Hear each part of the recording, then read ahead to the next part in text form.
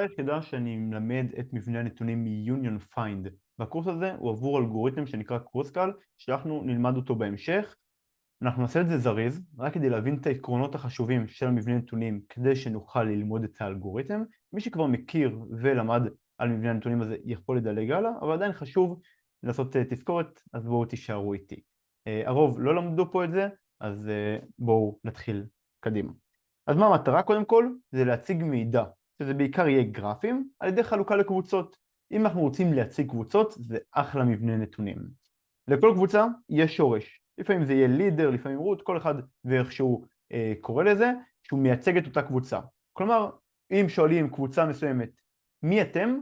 הם עונים, זה המנהיג שלנו, זה השם שלנו. אז בקבוצה הזאת לדוגמה, המנהיג הוא 2, פה זה 4, וזה יהיה השם של כל הקבוצה. ופה זה 5, כי הוא של עצמו, לא צריך לציין. אז הייצוג המקובל של איכות חיפוש יהיה במערך, כאשר האינדקס יסמן את הצומת, והערך יסמן את האבא. עוד שניה אני אסביר, רק שורש של הקבוצה יהיה עם אינדקס וערך שווים.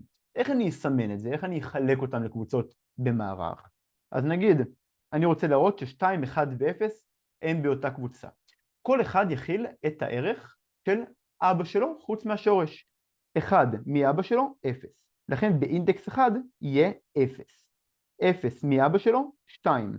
אינדקס 0 יהיה 2.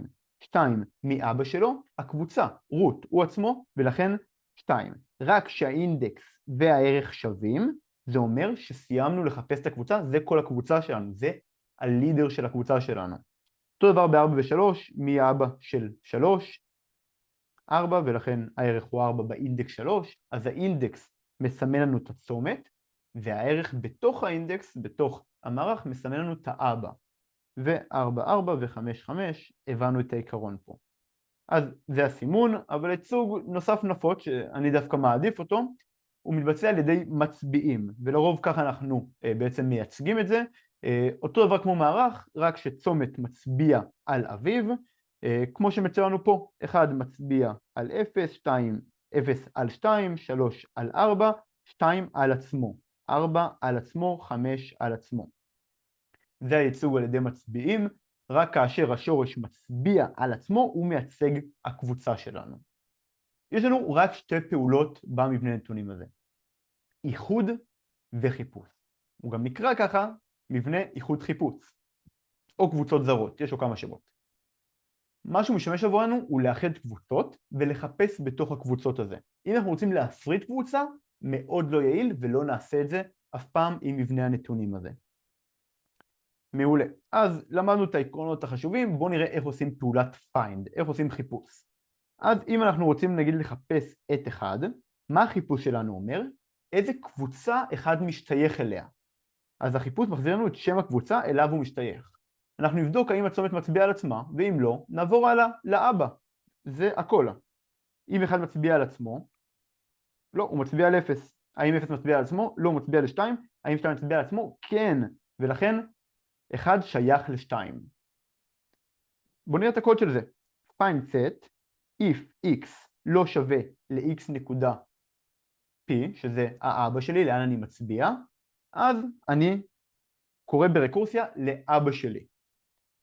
אם זה כן שווה, ואז אני יוצא ל-else, אז אני מחזיר את עצמי שמצאתי את זה. כלומר, אם אני מצביע לעצמי, הפוינטר שלי, p, טוב זה פוינטר כמובן, אם הפוינטר שלי זה לעצמי, כלומר x שווה ל-x נקודה פוינטר, אז תחזיר את x נקודה פוינטר, כלומר זה שם הקבוצה. אם לא, לך לאבא שלי, לך לאבא שלי, לך לאבא שלי, עד שנמצא את שם הקבוצה.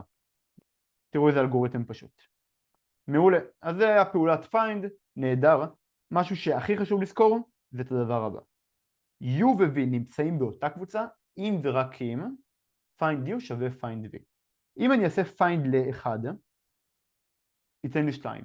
אם אני אעשה find ל-0, ייתן לי 2. ככה אני יודע שהם באותה קבוצה. ולכן הדבר הכי שימושי כמעט במבנה הנתונים union find זה לעשות האם find של u שווה find של v. אם הם שווים, אז הם באותה קבוצה ואז עושים משהו אחד. אם הם לא שווים והם לא באותה קבוצה, לפעמים נאחד ביניהם. אז שתדעו שלזה בעיקר זה משמש. ופעולת יוניון השנייה זה אנחנו מאחדים שתי קבוצות. אנחנו נמצא את האיבר המוביל של כל קבוצה על ידי find כמובן, נמצא את האיבר המוביל ואז נאחד ביניהם. השינוי היחיד, יש שינוי אחד בפעולת יוניון שזה מצביע של האיבר המוביל. נגיד אני רוצה לאחד את 1 ו-9. אני לא קשור ל-1 ו-9 בכלל. חשוב לי מי מובילי הקבוצות שלהם. וזה כמובן 3 ו-6. אז אני אעשה find ל-1 ו-find ל-9. find 1 יחזיר לי 3. find 9 יחזיר לי 6. ואז אני אאחד ביניהם. איך אני אאחד ביניהם? אני אבחר את הקבוצה הקטנה מביניהם ואאחד אותה לקבוצה הגדולה. אני אקח את 3 ואז הוא יצביע ל-6. מה עשיתי פה? עכשיו אם אני אחפש 1, אני אעשה find 1, אחרי האיחוד הוא יחזיר לי 6. וגם find 9 יחזיר לי 6 כמובן. בעצם הצלחתי לאחד אותם, הם באותה קבוצה עכשיו. קודם find 9 היה 6 ו-find 1 3, עכשיו find 1 6 וגם find 9 שווה ל-6. אני שומר על סדר ויעילות ועוד נבין למה, על ידי זה שאנחנו מצרפים את הקבוצה הקטנה לקבוצה הגדולה. לוקחים את הקבוצה הקטנה ומאחדים אותה לקבוצה הגדולה. שימו לב שאני מאחד ישירות מראש הקבוצה שלי לראש הקבוצה האחרת.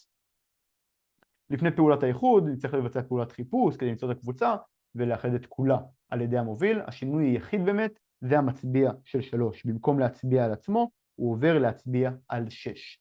1 ו-2 עדיין מצביעים על 3. אבל הוא מצביע על 6 ולכן הוא יהיה השם של הקבוצה שלהם. בדוגמה המצורפת ביצענו יוניון 2 ו-10 לדוגמה. 2 ו-10 זה כמעט מה שנתתי פשוט הפוך. ולכן התחלנו את הקבוצות 3 ו-6 אותו דבר בדיוק. בואו נראה את האלגוריתם עצמו, איך הוא עובד, את הקוד עצמו. אז יוניון, מה שהוא עושה, הוא עושה find set ל-x ו-y, אלה שאנחנו רוצים לאחד, כלומר הוא מוצא את השמות של הקבוצות שלהם, את הערכים המובילים, ושולח אותם לעשות לינק. אז שלחתי את לינק לאבא שלי, ואז הוא שואל מי יותר גדול. ופה אנחנו מבינים שאנחנו שומרים רנק, אנחנו שומרים את הגודל של הקבוצה פשוט. אז רנק זה גודל הקבוצה. אוקיי, ואם x יותר גדול, אז אנחנו מאחדים את y שהוא יצטרף ל-x, ואם הפוך, מאחדים את x שהוא יצטרף ל-y ומגדילים את הרנק בהתאמה. מעולה. רנק זה יותר כאילו, פחות הגודל של הקבוצה, אלא יותר הרמה, נקרא לזה. זה לא קריטי להבנה עכשיו, פשוט מה המרחק מהצומת הכי נמוך, מעלה, לשורש, כדי לא להגדיל את זה יותר מדי, כדי לשמור על סיבוכיות זמן טובה. אמרנו, בפעולת find אנחנו מצרפים כל פעם את הקבוצה הקטנה לגדולה, ככה שיהיה עד log n שינויים למצביעים. טיפה מבלבל, אבל בואו נראה. כמה זמן לוקח לי לעשות פעולת find? הכי גרוע שיש. בואו נחשוב. יש לנו פה איזה גרף, ואנחנו רוצים לשאול למי שייך הצומת הזה. כמובן הכל מצביע למעלה, לא ציינתי, זה די ברור, לא משנה. אני רוצה לשאול למי שייך הצומת הזה, הוא פשוט עולה למעלה, זה השם שלי. אבל אם אני שואל אותו, אני צריך לעלות עד למעלה, עד למעלה, עד למעלה, ואז למצוא אותו. מאוד מאוד לא יעיל, נכון? צריך לעבור את כל זה. לכן אנחנו רוצים לשמור על כמה שיותר נמוך. בגלל זה אנחנו שמרנו את הרנק הזה, שהוא הרמה שלנו. של מה הרמה היותר גבוהה, ככה שנוכל לשלוט ברמה שהיא לא תהיה ממש גבוהה, במקום שיהיה לנו גרף כזה. סרוך, ניצור משהו כזה, וזה יהיה הרבה הרבה יותר יעיל. אנחנו מכירים את זה מהקורס של מבנה נתונים. אז אנחנו מצרפים עד לוג n פעמים, כי כל פעם את הקבוצה הקטנה, שמשנה את המצביע, הקבוצה הקטנה גדלה פי 2 לפחות, כי היא מצטרפת אליה יותר איברים. ואז אם אנחנו גדלים כל פעם פי 2 לפחות, אז זה עד לוג n שינויים למצביע, שזה אומר שהגובה שלי, שאני צריך לקפוץ כל פעם שינוי במצביע, זה לוג n. אז פעולת find בסופו של דבר לוקחת לנו O של לוג n. למה? כי אנחנו צופים כל פעם את הקבוצה הקטנה לגדולה, וככה גורמים לעד log n שינויים למצביעים, שזה המרחק שאנחנו עוברים עד להגעה ללידר שלנו. פעולת union לעומת זאת תיקח לנו O של 1, שינוי אחד. כמובן שלפני זה אנחנו עושים פעולת חיפוש, ולכן זה ייקח O של log n. אבל הפעולה עצמה של האיחוד, וחשוב להבין את זה, זה שינוי של מצביע אחד, המצביע של הקבוצה הקטנה. יפה. יש עוד משהו שנקרא דחיסת נתונים. ניתן לשפר עוד את זמן הריצה, אבל בשביל האלגוריתם שלנו אין צורך ולא ניכנס לזה לעומק, אולי בהמשך אם נצטרך, אבל בגדול זה שוב פעם לשמור על רמה כמה שיותר נמוכה, על גובה של עץ כמה שיותר נמוך. זה בגדול. מבנה הנתונים הזה, מה שחשוב לזכור זה את הדבר הזה, שאם אני עושה find u, find v, זה מחזיר לי true רק אם הם באותה קבוצה. זה הדבר הכי חשוב. האיחוד, אני עושה את זה בין הלידרים. אז בסוף, מבנה הנתונים הזה עוזר לנו לשמור על קבוצות. בואו נמשיך הלאה כדי ללמוד את האלגוריתם עכשיו.